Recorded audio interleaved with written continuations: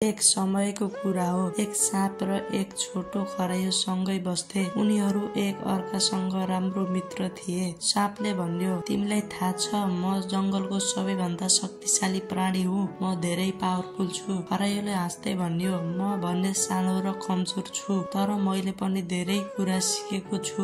एक दिन जंगलमा एक ठूलो आगो लाग्यो। साँपले खरायोलाई भन्यो, तिमी छोटो छौ, मलाई उडेर जान सजिलो छ, तर तिमीलाई भाग्न गाह्रो हुनेछ। तर खरायो शान्त भएर भन्यो, साँप दाइ, मसँग एउटा योजना छ।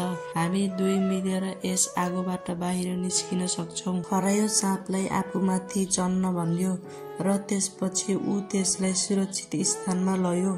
आगोबाट बच्न उनीहरूले एक अर्कालाई मद्दत गरे। अन्ततः साँचो मित्रता र सहयोगले उनीहरूलाई बचायो। यस कथाको सन्देश, साँचो मित्रता र मिलेर काम गर्दा कुनै पनि समस्या समाधान गर्न सकिन्छ। मित्रता र सहयोग जीवनमा ठूलो महत्व राख्छ।